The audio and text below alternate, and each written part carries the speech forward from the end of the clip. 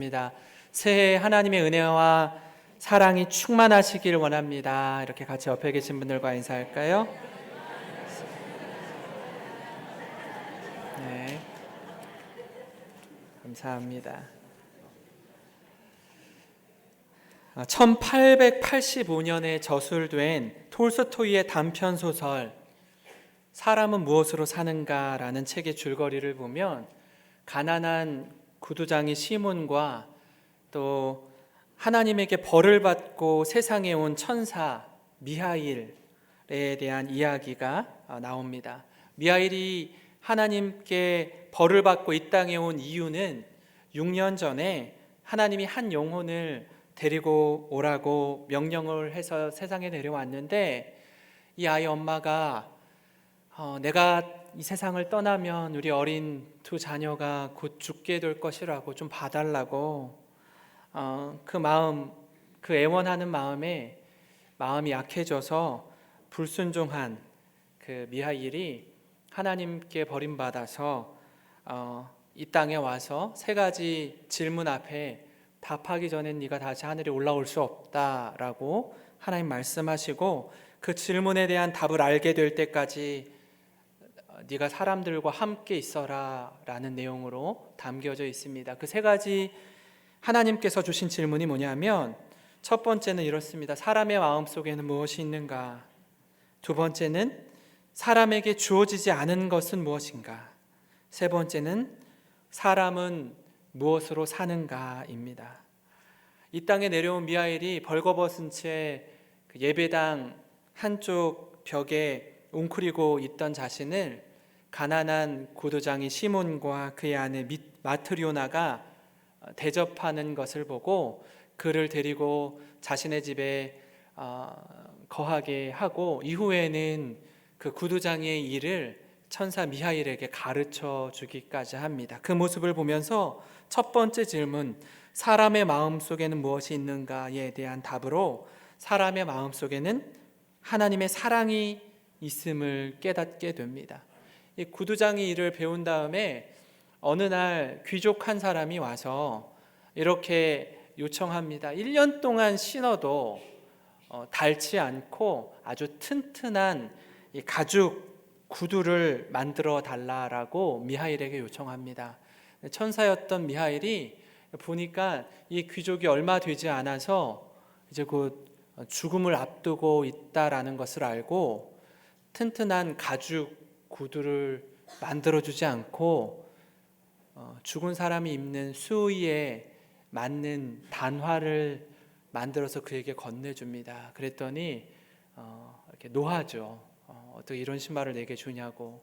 그리고 얼마 되지 않아서 죽음을 맞이하게 됩니다. 미하일은 사람에게 주어지지 않은 게 무엇인가라는 것에 대한 답으로 자신의 육체를 위해 필요한 것이 무엇임을 자각하는 것. 한치 앞도 내다보지 못하는 연약한 인생이구나. 그것이 사람에게 주어지지 않았구나라는 것을 깨닫습니다. 마지막으로 이 자신이 하나님 말씀에 순종하지 않았던 이 엄마를 잃은 두 아이가 이내 죽을 것이라고 생각을 했는데 시간이 지나고 보니까 그 두 어린 아이를 맡아서 양육한 한 부인의 모습을 이렇게 봅니다. 그러면서 마지막 질문에 대한 답, 사람은 무엇으로 사는가에 대한 답으로 사람은 사랑으로 사는구나 라는 것을 깨닫고 그는 하늘로 올라간다라는 내용이 그 톨스토이의 단편 소설 사랑은 무엇으로 사는가에 대한 줄거리와 같습니다. 우리 사랑하는 성도 여러분, 여러분은 무엇으로 살아가고 계십니까? 우리 성도님들의 삶의 동력은 무엇입니까? 어떻게 사는 것이 그리스도인의 참된 삶일까요? 오늘 읽은 이 시편 119편 말씀을 통해서 하나님의 말씀이 우리의 기준이 되고 살아갈 원동력이 되고 힘이 된다라는 사실을 깨닫고 2020년도 새해 이제 신정도 지나고 어제가 구정이었는데요. 하나님 올 한 해에는 하나님의 말씀으로 살겠습니다. 이 말씀이 우리를 살리는 말씀인 줄 믿습니다. 믿음으로 고백하고 하나님의 말씀을 가까이 하는 저와 여러분이 되기를 간절히 소망합니다. 하나님의 말씀을 통해서 깨닫는 것 세 가지를 좀 같이 나누려고 하는데요. 그 첫 번째로는요, 하나님의 말씀은 우리에게 소망을 준다라는 겁니다. 오늘 읽은 말씀 시편 119편 49절 말씀에 주의 종에게 하신 말씀을 기억하소서, 주께서 내게 소망을 가지게 하셨나이다 라고 기자가 말합니다.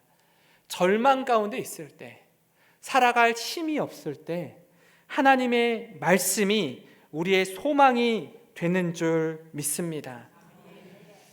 예수님 시대에 우리 주님을 만났던 수많은 사람들은 예수님을 통해서 희망을 얻고 소망을 얻었습니다. 이 절망 가운데 있었던 우물가의 한 여인, 중동 지방엔 낮 12시가 되면 40도 이상의 오르내리는 뙤약볕에 그 어느 누구도 우물을 기르러 나오지 않습니다. 사람 눈을 피해서 나왔던 그 여인에게 전해주시는 예수님의 말씀, 그 말씀을 통해서 새롭게 되는 우물가의 여인을 만날 수 있고요. 밤새 밤이 맞도록 그물을 내렸지만 한 마리의 고기도 잡지 못한 베드로, 그 베드로를 만난 예수님을 통해서 만선의 배를 채웠던 제자 베드로 역시 예수님의 말씀을 통해서 만선의 기쁨을 누릴 수 있었습니다.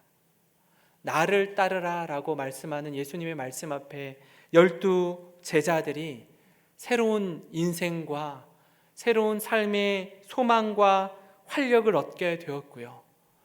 돈이 인생의 최고다라고 가치를 두고 살았던, 탐욕으로 가득 찼던 세리 마태와 세리장이었던 삭개오 역시 예수님을 만나고 새롭게 되는 역사를 경험했습니다. 모든 사람들을 향해서 우리 주님께서 구원의 메시지, 치유와 회복의 말씀을 주신 우리 예수님, 그 말씀이 우리의 능력이요 소망이 되는 줄 믿습니다. 로마서 15장 13절에 이렇게 말씀합니다. 소망의 하나님이 모든 기쁨과 평강을 믿음 안에서 너희에게 충만하게 하사 성령의 능력으로 소망이 넘치게 하시기를 원하노라. 아멘. 소망의 하나님, 우리에게 절망 속에서 좌절과 낙심의 자리에 빠질 수 있는 그 상황 속에서 우리를 그저 내버려 두지 않으시고 참된 기쁨과 평강의 충만함 가운데 다시 살아갈 힘과 소망이 되시는 그 하나님이 우리 하나님이신 줄 믿으시기 바랍니다.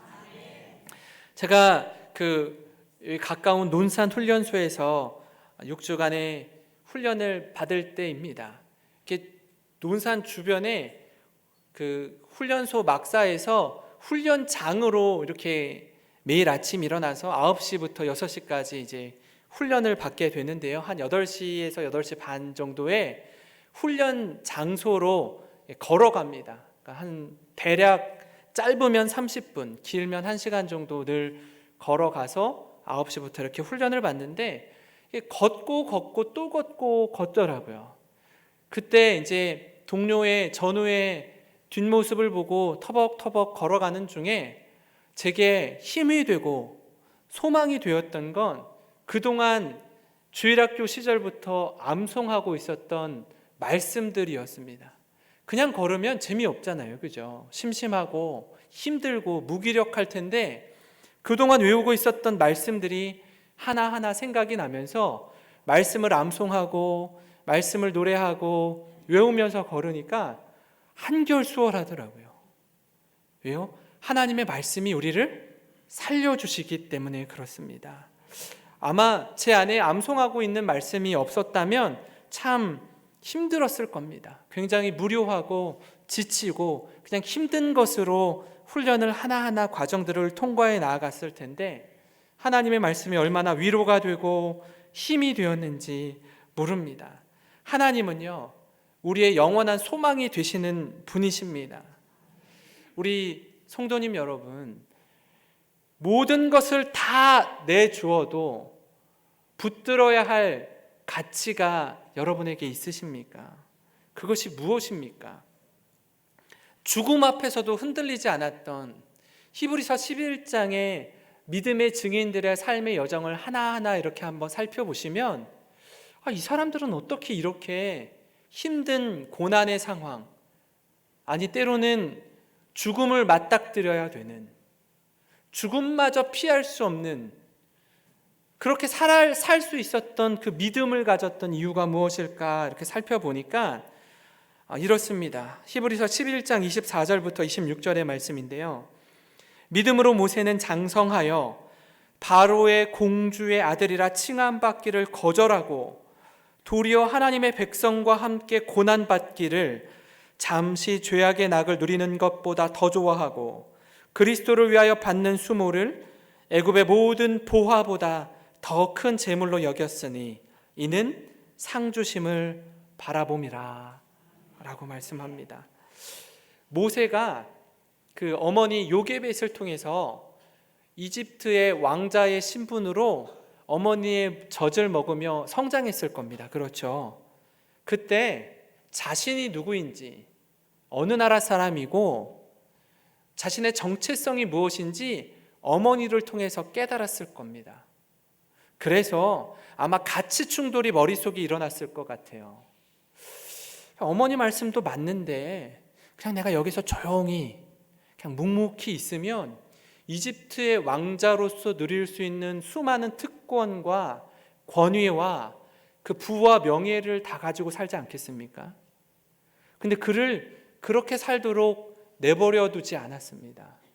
읽은 말씀처럼 공주의 아들이라 칭함받기를 거절할 수 있었던 것, 이와 달리 도리어 하나님의 백성과 함께 고난받는 것을 잠시 죄악의 낙을 누리는 것보다 더 좋아할 수 있었던 가치, 왜 이것을 추구하고 붙잡는지 무엇을 통해서 깨닫는 겁니까? 하나님의 말씀을 통해서 깨닫는 겁니다. 그리스도를 위하여 받는 수모를 애굽의 모든 보화보다 더 큰 재물로 바라볼 수 있는 시선, 안목이 모세에게 있었다라는 겁니다. 우리가 세상에서 살면서 이것 붙잡았으면 좋겠습니다. 하나님, 내가 다른 것들 좀 덜 소유하게 되고 덜 높은 자리에 이만큼 오를 수 있는데 요 정도 오르게 되어도 하나님 놓치지 않겠습니다. 하나님을 내 인생의 최고의 가치로 삼고 천국을 소망하며 믿음의 삶을 살겠습니다. 이 고백이 우리의 고백이 되기를 주님의 이름으로 축원합니다. 에베소서 4장 4절에 몸이 하나요 성령도 한 분이시니 이와 같이 너희가 부르심의 한 소망 안에서 부르심을 받았느니라 라고 바울이 에베소 교회 성도들에게 이야기하는 것 같이 우리가 한 몸 된 믿음의 공동체로 우리 군산 영생교회가 우리를 부르신 주님의 부르심 앞에 소망을 갖고 한 마음과 한 뜻이 되어서 믿음의 삶을 살아가고 믿음의 경주를 완주하는 우리 교회가 되기를 간절히 소망합니다. 그래서 하나님의 말씀을 가까이 하면 가까이 할수록 주님의 뜻이 선명해지고 내가 앞으로 어떻게 살아가야 되는지, 이런저런 선택의 갈림길에서 하나님이 정말 기쁘시게 하는 삶이 무엇인지 말씀을 가까이 하면 할수록 어떤 길로 나아가야 될지가 명확해지는 줄 믿습니다. 그래서 그 길 따라 옆 좌우를 곁눈질하지 않고 하나님, 이 길 따라 주님과 함께 걷겠습니다. 그 고백이 우리의 고백이 되었으면 좋겠습니다. 하나님 말씀을 통해서 깨닫는 것 두 번째는요, 하나님의 말씀은 고난 중에 위로가 된다라는 겁니다. 오늘 읽은 말씀의 50절입니다. 우리 같이 한번 읽어볼까요? 이 말씀은 나의 고난 중에 위로라. 주의 말씀이 나를 살리셨기 때문이니이다. 아멘. 아멘. 고난에 맞닥뜨리게 되면 우리가 주로 하는 이런 그 삶의 모습들 중에 하나가 뭐냐면 사람들을 찾아가 만나는 겁니다. 그리고 기도 요청을 합니다. 집사님, 권사님, 장로님, 목사님, 사실 지금 이렇게 힘든 시간을 통과하고 있습니다. 뜻하지 않은 이 고난 때문에 마음도 힘들고 몸도 힘들고 어떻게 해야 될지 모르겠습니다. 함께 저를 위해서, 우리 가족을 위해서 기도해 주십시오. 이렇게 기도 요청을 합니다. 얼마나 힘이 됩니까? 같이 삶을 나누고 힘든 시간 나의 기도 제목을 나눌 수 있다라는 동역자가 있다라는 게 얼마나 기쁜지 모릅니다. 함께 울고 웃을 수 있는 지체가 있어서 말입니다. 우리 교회도 신앙 공동체가 짐을 나눠줘야 할 아름다운 모습이기도 합니다. 그런데 거기에만 머물러서 있으면 안 됩니다. 그와 더불어서 우리가 귀 기울이고 붙들어야 될 것은 하나님의 말씀입니다. 하나님 앞에 말씀을 통독하면서 또는 말씀을 깊이 묵상하면서 하나님께서 왜 내게 이런 고난을 이렇게 허락하셨는지 그 말씀을 붙잡을 때 이 말씀이 나의 고난 중에 위로가 되는 줄 믿습니다. 왜냐하면요, 말씀은 우리를 살리는 능력이 있기 때문에 그렇습니다. 하나님의 말씀에 우리의 안테나를 이렇게 높이 세우고 귀를 기울이면요, 말씀을 통해서도 분명하게 우리에게 이런 고난 가운데 어떻게 살아야 되는지 분명하게 알려주시고요. 또 하나는 우리가 만나는 또 신앙의 지체들을 통해서도 말씀과 반대되는 권면을 주지 않고요, 그 말씀과 부합한 권면의 말씀을 주시더라고요. 그래서 우리로 하여금 이런 고난의 시간을 통해서 어떤 길을 선택해야 되지? 하나님 말씀은 이 길로 가라고 하는데 우리 집사님은 이 길로 가라고 하고 우리 권사님은 이 길로 가라고 하네 라고 하지 않는다라는 거예요. 일관되게 하나님의 말씀과 함께 우리를 위해서 기도해 주시는 분들의 권면 또한 이 길이 주님이 원하시는 길이구나, 이 길이 고난 가운데 나를 살려주는 길이구나, 요행을 바라거나 욕심을 부리거나 과욕을 부리는 길로 가는 것이 아니라 하나님이 원하시는 길, 하나님이 뜻하신 길로 묵묵히 한 걸음 한 걸음 걸으라고 우리에게 말씀해 주시는구나를 깨닫게 된다라는 것입니다. 올해 이제 2020년이 새롭게 시작이 되었는데요, 아이들을 사역을 오래 하다 보니까 중고등부 아이들과 이렇게 함께 지내면서 늘 그 순간순간 고비에 이를 때가 있더라고요. 그때가 언제냐면 중간고사, 기말고사 볼 때입니다. 참 예배를 잘 드리던 아이들도 시험 일주일 앞에 두고 시험을 코앞에 두게 되면 고민을 하죠. 그죠? 왜 고민을 하냐 하면 시험이 내일부터라고 생각하며 내일 지금 시험을 앞두고 있는데 오늘 교회당에 와서 예배를 드려야 되는데 이 시간이 좀 다른 때는 좀 그렇지 않는데 이 시간이 지금은 좀 아깝게 느껴지는 거예요. 왜냐하면 하나님을 모르는 친구들은 과외를 하거나 보충을 받거나 아니면 도서관에 가서 열심히 시험 공부하는데 나는 여기 와서 예배를 드려야 된다라는 게 좀 아까운 거죠. 이렇게 마음도 초조해지고 불안하고 내가 저 친구보다 시험 점수가 안 나오면 어떡하지 하는 염려가 있는 겁니다. 그렇게 고민하다가 어떤 친구는 그럼에도 불구하고 나와서 예배를 드리는 친구도 있고 어떤 친구는 그래 나도 하나님 오늘은 좀 눈 감아주세요 하고 가서 이렇게 공부하는 친구들도 있습니다. 이런 중요한 시간들이 청소년 아이들에게만 있습니까? 시간이 지나면요, 어른이 되어서 앉아서 보는 시험만 시험이 아니라 우리 인생의 중간고사, 기말고사 같은 때가 이렇게 맞닥뜨려지지 않습니까? 하나님, 제가 이 시험을 어떻게 통과해야 될까요? 하나님을 선택해야 되는데, 주님을 예배하고 주님의 말씀에 귀 기울여야 되는데, 중요한 순간에 그냥 내 뜻대로, 내 소원대로 길을 선택할 때가 있죠. 우리 성도님들은 어떠십니까? 하나님 앞에서 이 가장 값진 시간, 그 어느 때보다도 귀한 시간 아닙니까? 시험이 내일인데 오늘 나와서 예배드려야 하는 이 시간이 똑같은 시간이지만 다른 때보다 내게 있어서는 귀한 시간이에요.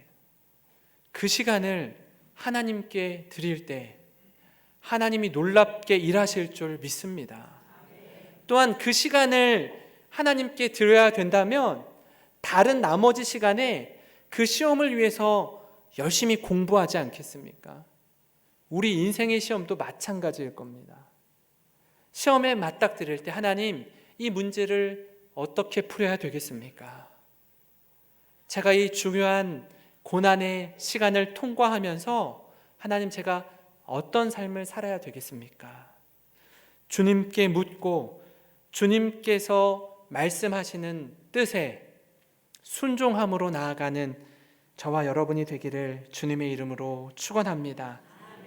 그래서 정말 결정적인 순간에 내가 믿는 하나님을 향한 그 믿음이 건강하게 작동되어져서 하나님의 말씀이 나를 살려주십니다.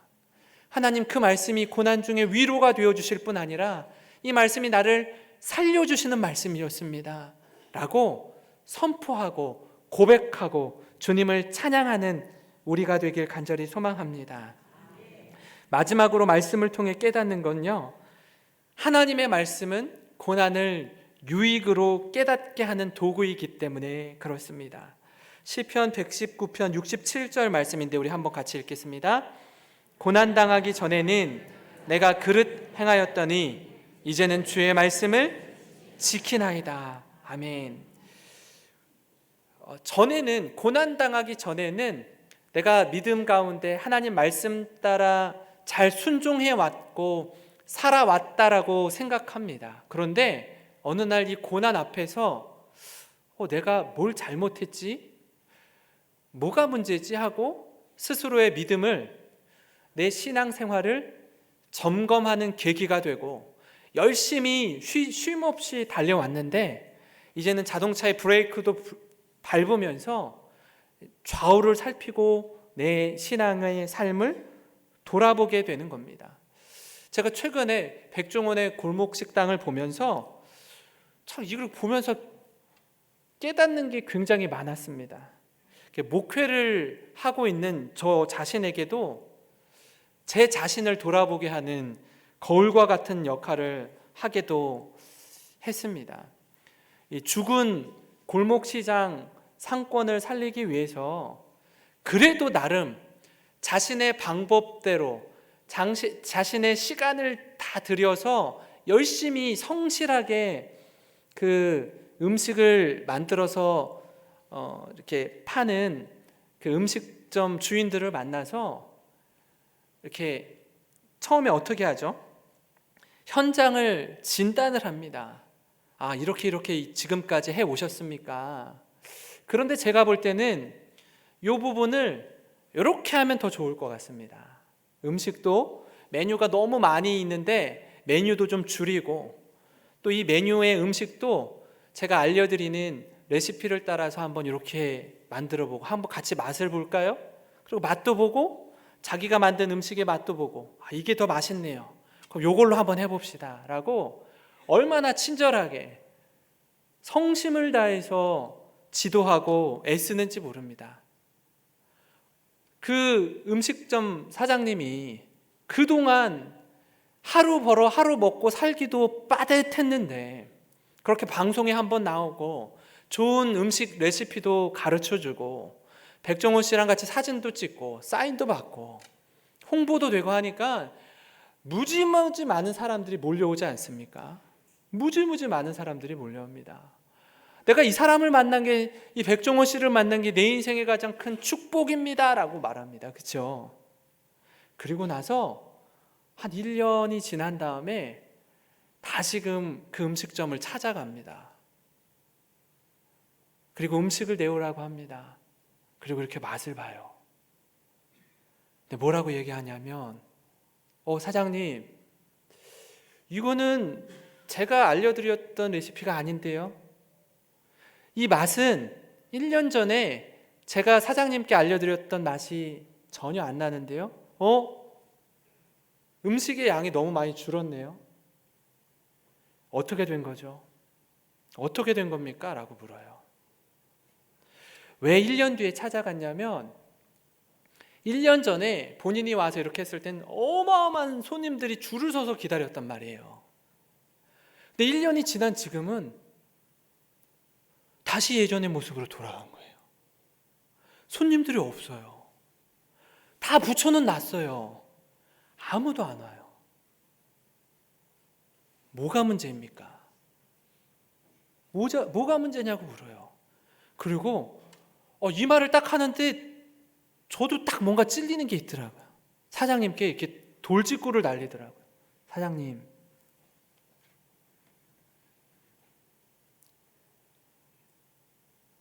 욕심 부리셨죠? 이러더라고요.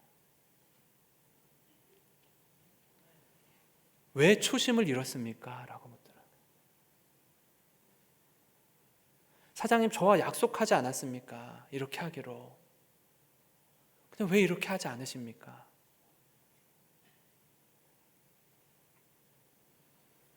처음 마음을 잊어버리고 욕심을 부리니까 전혀 다른 결과가 나오는 거예요. 처음은 사람들이 많이 왔어요. 근데 그 효과는 얼마 가지 못해요. 진심이 담기지 않으면, 계속해서 가르쳐준 대로 하지 않으면 다시 원래대로 돌아가고 마는 겁니다. 제일 어리석은 사람이 어떤 사람일까요? 고생은 고생대로 다 하고 죽을 고비와 고난은 온몸으로 다 겪은 다음에 아무것도 깨닫지 못하는 사람입니다. 제가 이 모습을 보면서 말씀을 전하는 목사잖아요. 그럼 말씀을 가까이 하고 말씀을 묵상하는 목사이잖아요. 하나님 말씀이 이렇지 하고 말씀을 준비하고 묵상하고 제 삶을 돌아보는데 말씀 앞에 서면 알겠는데 또 뒤로 돌아서면 말씀대로 살지 않는 저를 보는 거예요. 근데 그 백종원 씨의 말이 제 가슴에 팍 박히더라고요. 욕심 부리지 않았습니까? 왜 처음 마음을 잃었습니까?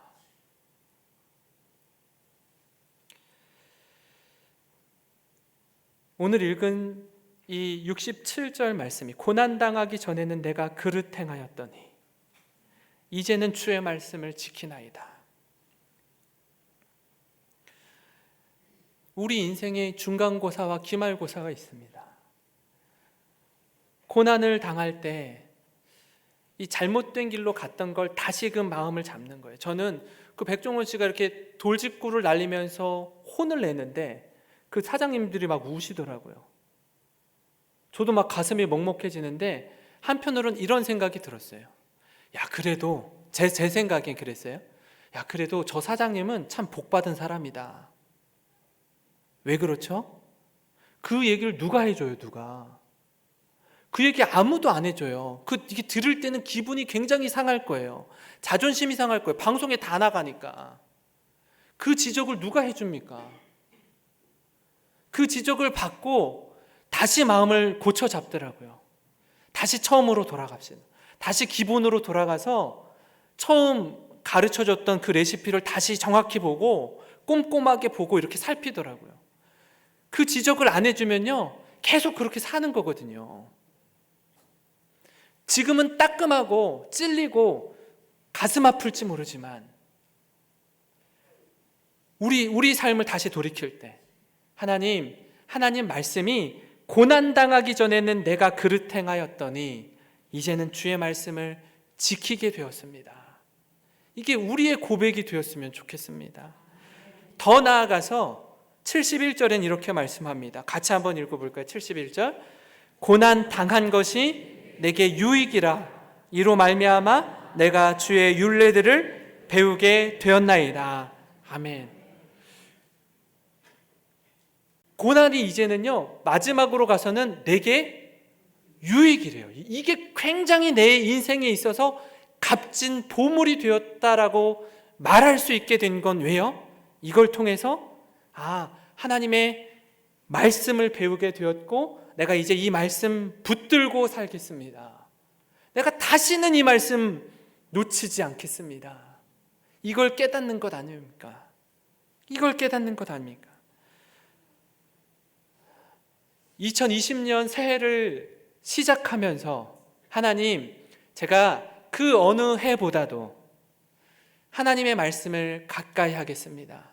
매일매일의 큐티를 통해서 새벽 제단을 쌓으면서 공적 예배에 참석하면서 하나님의 말씀을 들으면서 하나님의 말씀 좀 흐트러지려고 하고 내 가고 싶은 길로 가려고 할 때, 내 인생의 중간고사와 기말고사를 만날 때 하나님 말씀을 붙잡고 이 말씀을 통해서 믿음으로 순종하겠습니다.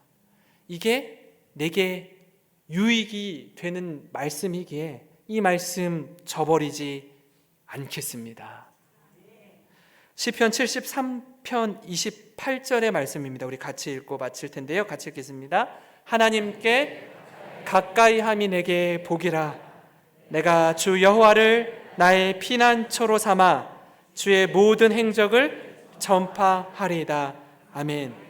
하나님의 자녀된 우리가 하나님을 가까이 하는 진짜 참된 복을 누리고 이것이 우리 인생에 얼마나 유익이 되는지 깨닫고 붙들고 믿음의 삶을 살아가는 우리 군산 영생교회 모든 성도님들이 되시기를 주님의 이름으로 축원합니다. 축원합니다.